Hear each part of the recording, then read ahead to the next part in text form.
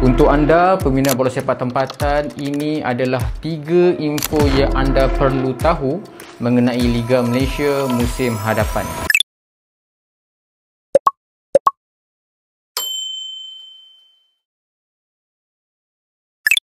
Liga Malaysia musim 2025 dan 2026. Selepas tamatnya saingan kelayakan Piala Asia, kita berehat sebentar daripada cerita Harimau Malaya.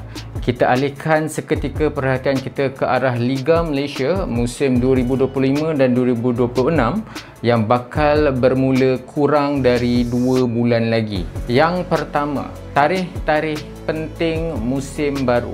Tarikh perpindahan pemain atau lebih dikenali sebagai transfer window yang pertama dijadualkan akan bermula dari 9 Jun yang lepas sehingga 31 Ogos 2025, manakala untuk perpindahan yang kedua pula akan bermula pada 5 Januari 2026 sehingga 1 Februari 2026. Untuk pengetahuan anda, kalender Liga Malaysia kini akan diselarikan dengan liga-liga luar negara.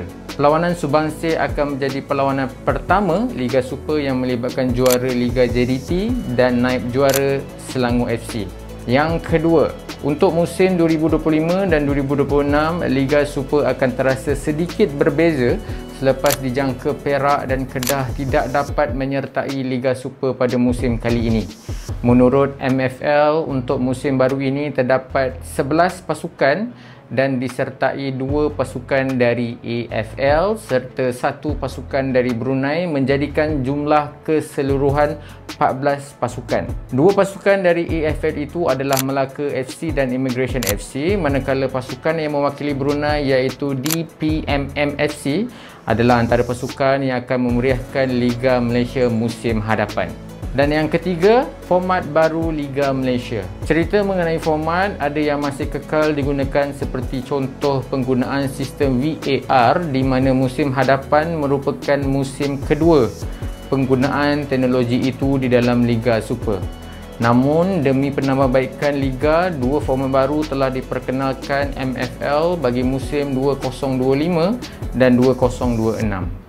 Yang pertama adalah berkenaan Financial Fair Play ataupun FFP dalam Liga Malaysia. Seperti kita semua sedia maklum, usul ini sebenarnya telah diperkenalkan sejak musim lalu, namun untuk musim lepas ia lebih bersifat pengenalan. Namun untuk musim hadapan, sistem FFP ini akan dilaksanakan sepenuhnya. Untuk musim 2025 dan 2026, FFP telah menetapkan peraturan di mana kelab tidak dibenarkan membelanja lebih daripada 80% daripada jumlah bajet tahunan mereka untuk pembayaran gaji. Sistem ini dapat membantu MFL memantau pembayaran gaji pemain dan pegawai yang menjadi isu utama yang dihadapi di dalam liga kita.